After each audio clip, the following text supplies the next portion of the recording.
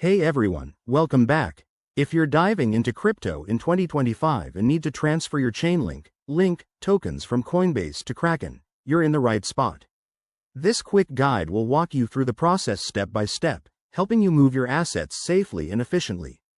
Whether you're switching exchanges for better fees or more features, let's get started.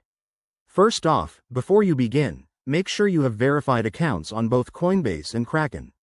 You'll also need some link in your Coinbase wallet and a basic understanding of crypto wallets.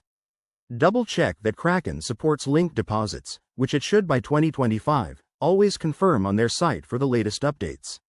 Step 1. Log into your Coinbase account. Head over to your portfolio, find your Chainlink holdings, and click on the Withdraw option.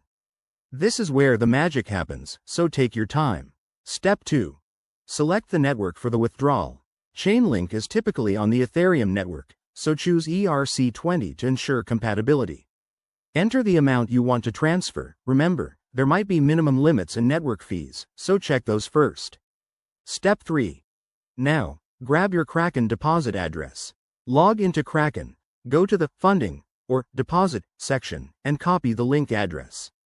Paste this carefully into the Coinbase withdrawal form. Pro tip: always verify the address twice to avoid any irreversible mistakes. Crypto doesn't have an undo button. Step 4. Review and confirm the withdrawal on Coinbase. You'll get a confirmation email or notification, and the transfer should process within minutes to an hour, depending on network congestion.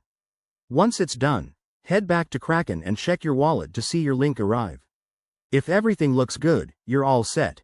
A quick word of caution: be aware of potential gas fees on the Ethereum network and any exchange fees. If you encounter issues, contact support from both platforms. Thanks for watching. Hit that like button if this helped, and subscribe for more 2025 crypto tips. Let's keep building that portfolio.